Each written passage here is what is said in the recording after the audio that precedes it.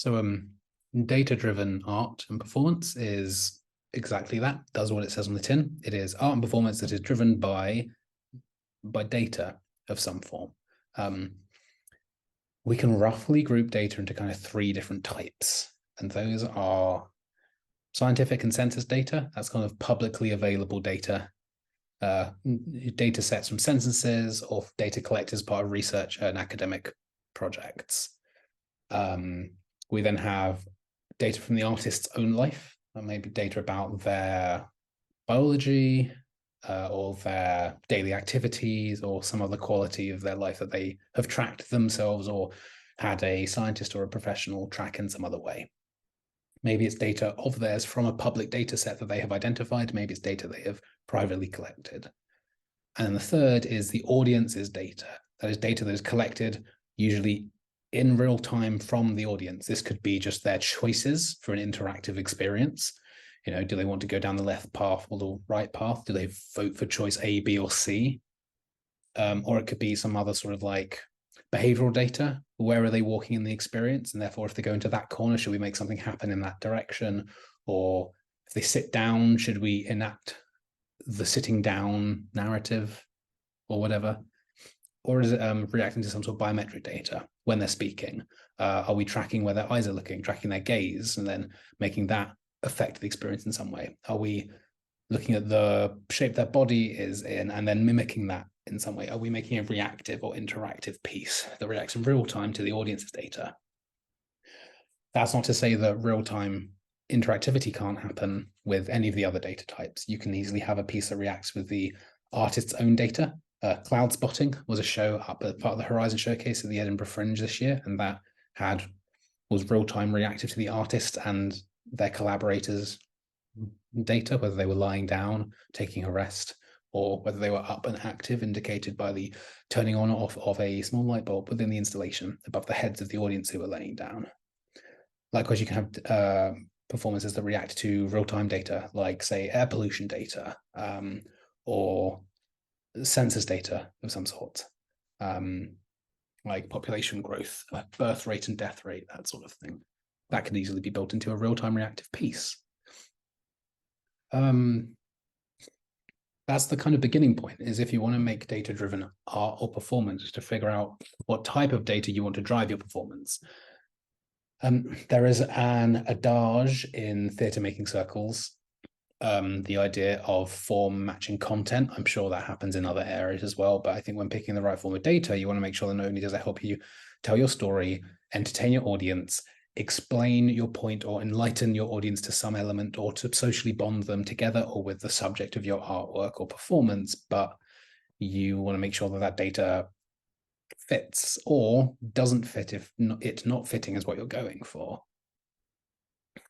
Some examples would be, for example, a show, an experience within Puncture The Screen last year and this year. There's a experience called Malpa by the artist Rachel Parry, which is a chatbot that has been fed on the artist's own data and trained on the way that the artist writes and communicates, but keeping in mind the artist's neurodivergence, and therefore creating a chatbot that malpers or malfunctions perfectly, a examination of what a neurodivergent chatbot or a chatbot not trained on a perfect data set might mean, which helps the audience reflect on the data sets used to train AI, as well as gives them this sort of like choose your own adventure branching chatbot experience where they can go in different directions and replay it over and over again, restart the experience and find different things, different hidden spots, Easter eggs, as well as different ways of interacting with the experience.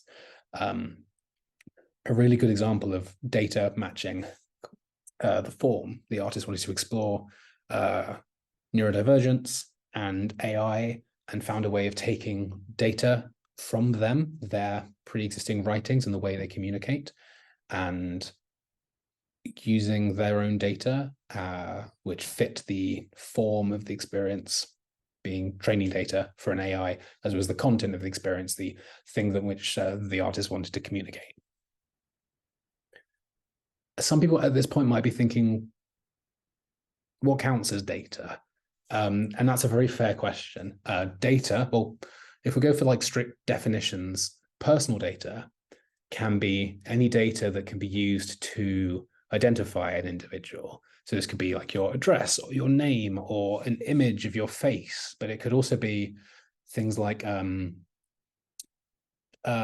tracking some other element of a device that you have on you or that is in your home. So there was a case recently, an incident where it was clear that Roomba, the robotic vacuum company, was selling the data from inside people's homes to third parties. They could see how large people's rooms were, make judges about their wealth as a result, and then better target adverts for luxury products to people with larger rooms, because the Roombas would move around your house. And that means they know how big your rooms are because they have to travel that distance. And as a result, they can store that and hypothesize that if you have large rooms in your house, you might be wealthier, and therefore more interested in luxury products, particularly if you have a Roomba account. I don't know how Roombas work. I haven't got one, but if you have to sign up, link your Roomba to some sort of system, you can stop it or start it remotely. Then you have a name, an email address, and a floor plan of whichever rooms in your house your Roomba is able to roam in.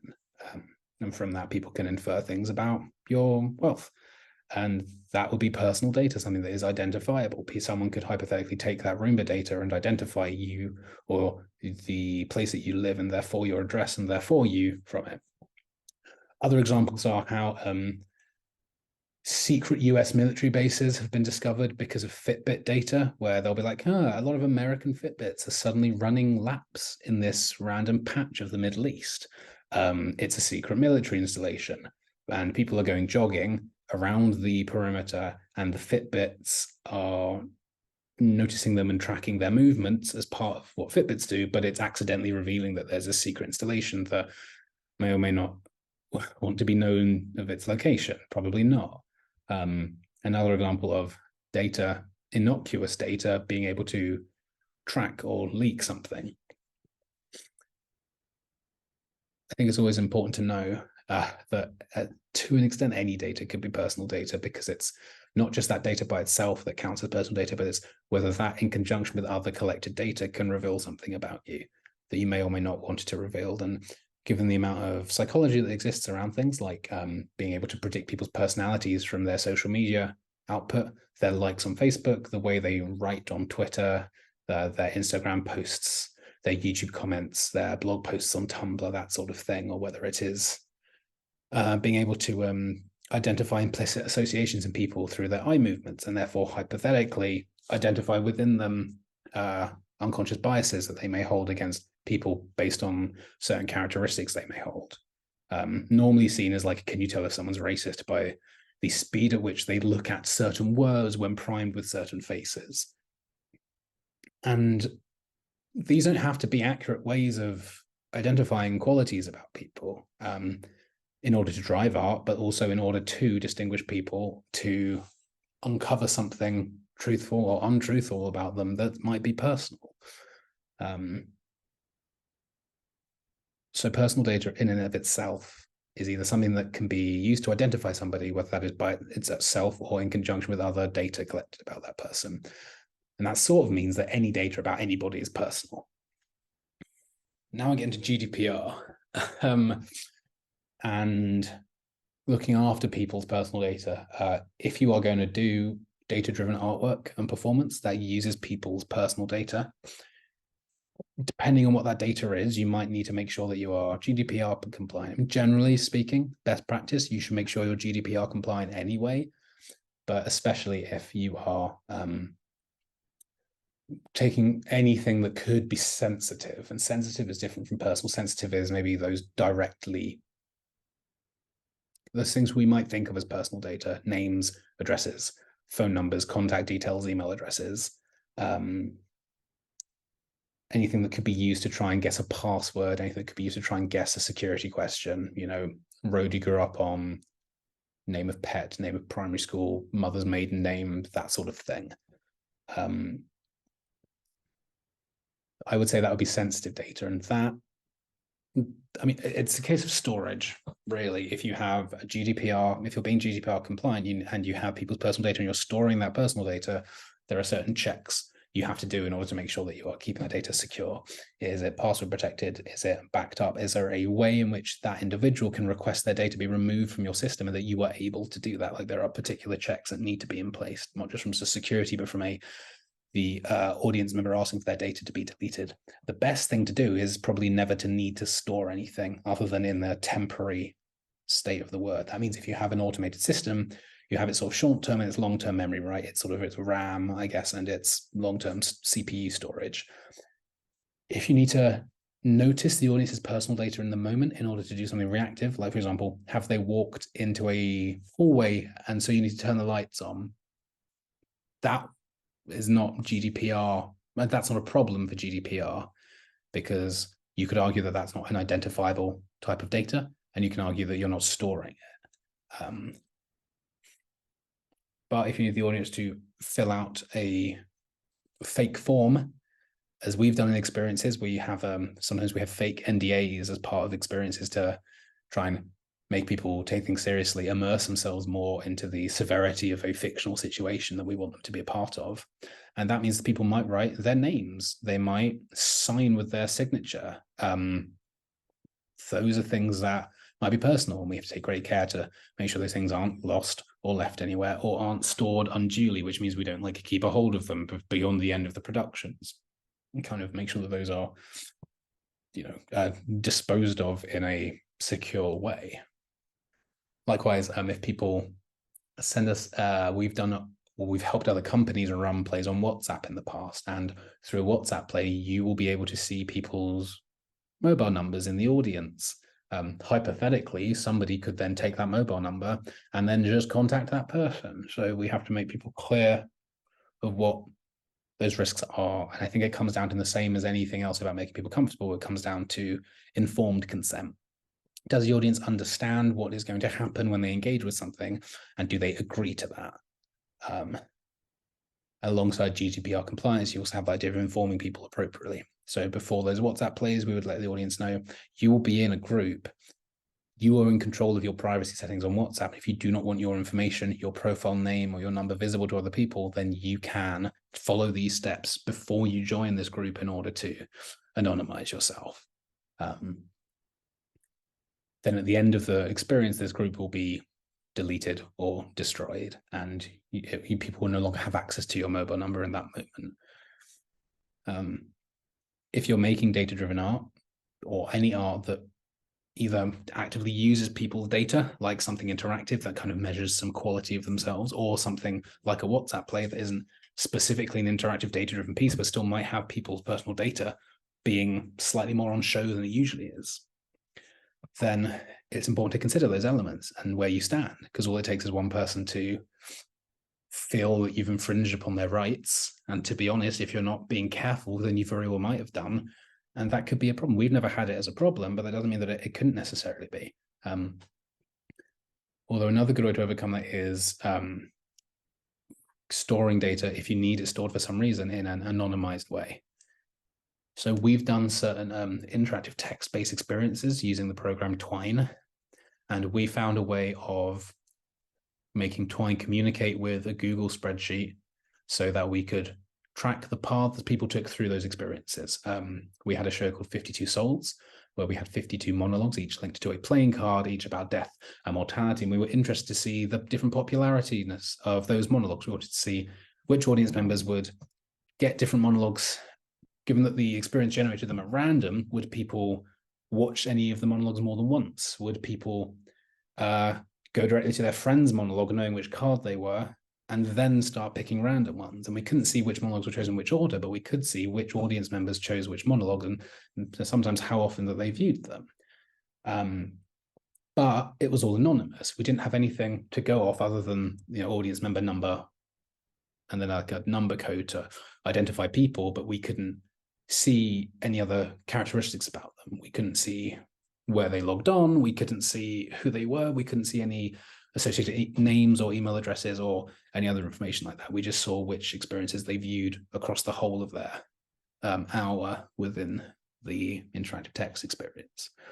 So we couldn't draw any conclusions about individuals, but we could still draw conclusions about the audience as a whole. We could see that certain experiences were more popular than others, were more likely to be reviewed more than once. We could see that every performance, or 52 performances within that show, got seen at least once, which was great, because that was one of our fears going into it with a randomly generated show, that there would be some performances that would never be experienced by anybody.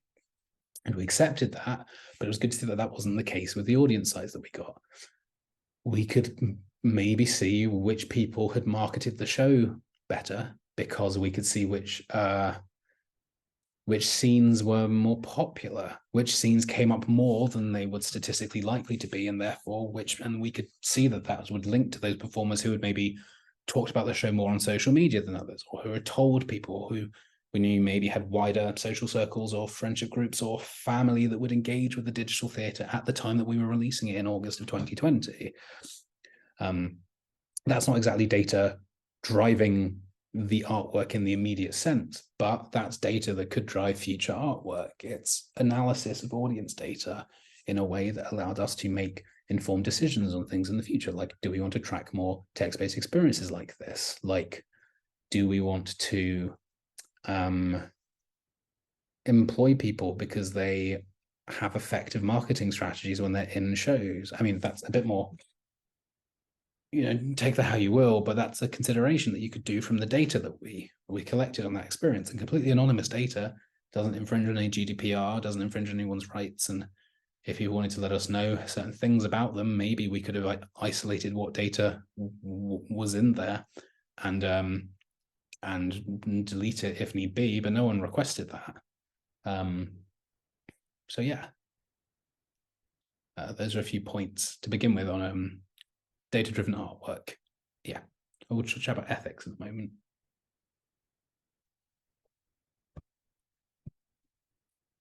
Ethics. That was the moment. It was me taking a sip of tea.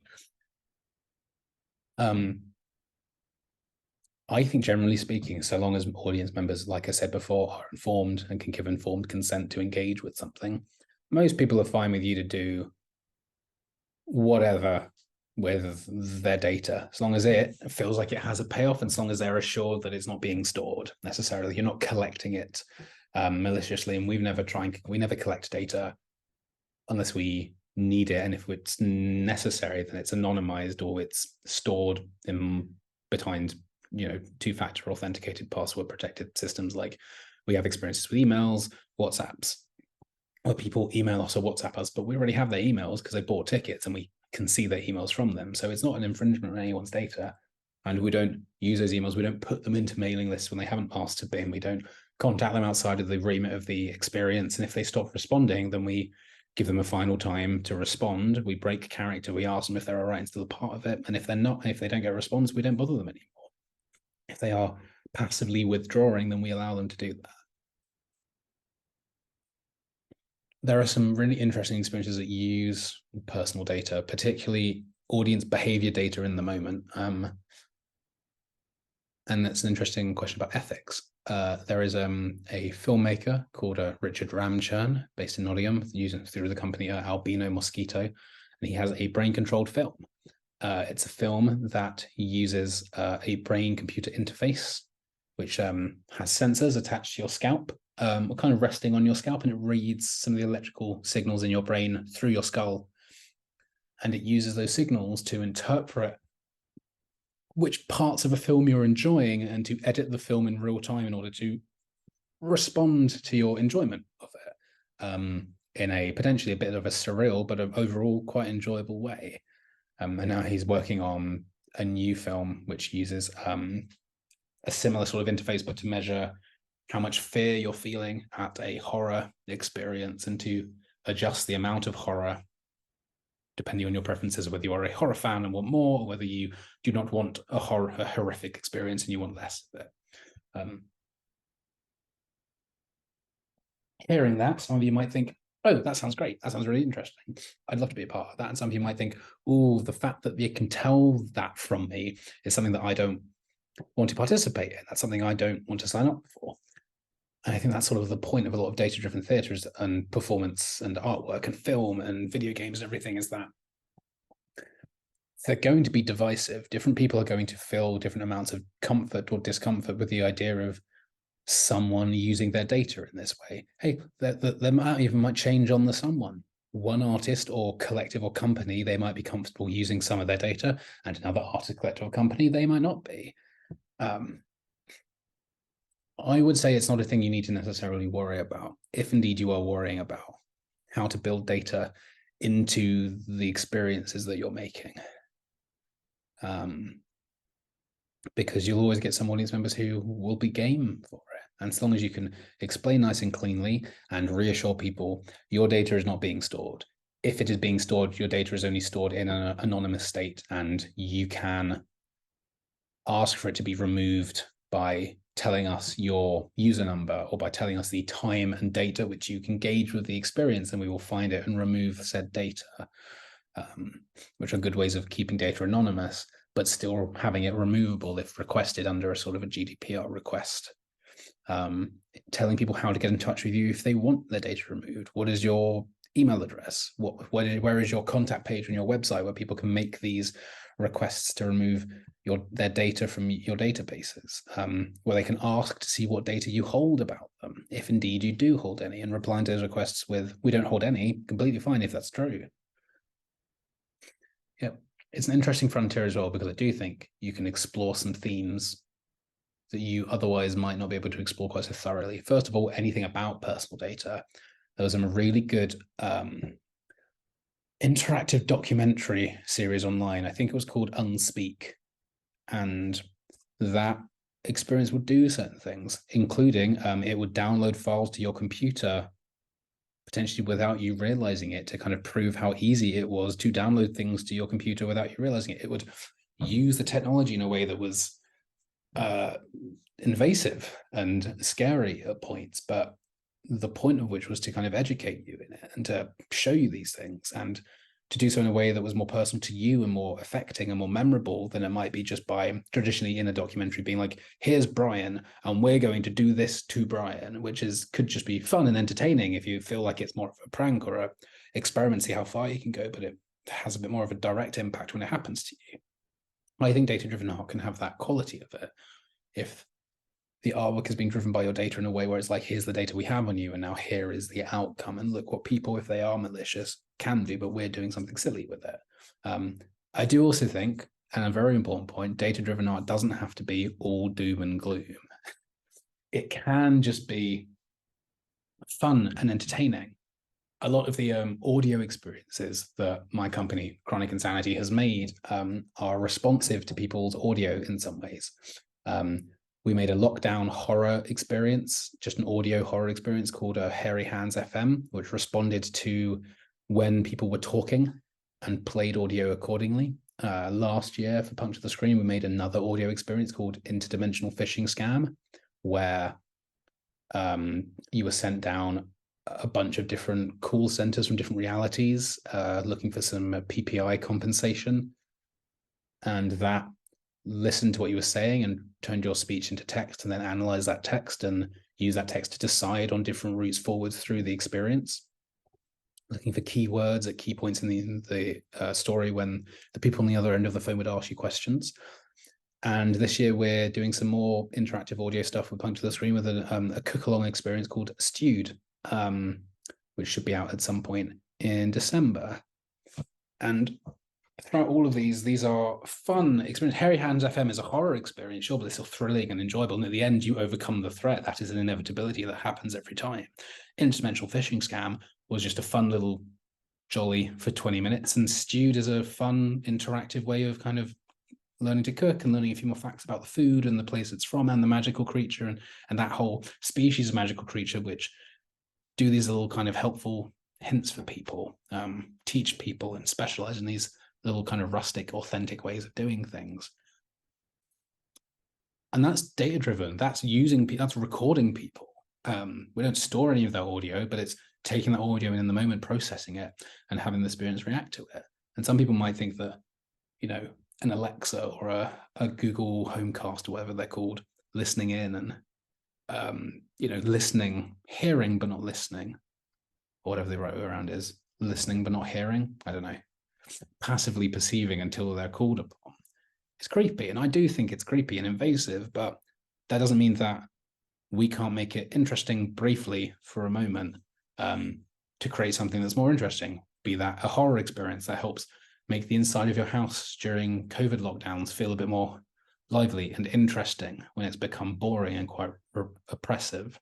Whether that's an audio experience that turns the idea of a scam phone call into something that's a bit more interesting and entertaining and interactive, or whether that is taking a hands-free cooking recipe and blending the story at the top of a cooking blog with the actual instructions underneath it into a interactive, friendly way of creating a little recipe for yourself or you and a loved one in a way that doesn't maybe feel so lonely. But none of those would be possible without using that data in a way. So I think there are beneficial ways for artists to use data to not just shock and scare and inform about data, but also to create enjoyable, entertaining experiences. And I think we don't have to look that far to find them. A lot of the video game industry uses them. Whether that's input from a controller, whether that's knowing where people are looking in a VR headset because of their, the direction that their head is moving, using iToy or Xbox Connect in order to track people and their movements to create things. Technically, all of these experiences take some form of personal data. A headset can track your height when you sit and when you stand and can infer things about you from that, like the speed at which it changes might infer age, or your average height through your family sharing the headset around might infer something like biological sex. Or again, age, if people are very small, they might be children. That might be another important point to talk about concerning GDPR. You're not allowed to store data about children. I don't know off the top of my head what the cutoff age is, because we don't tend to have children in our audience or make experiences for children specifically.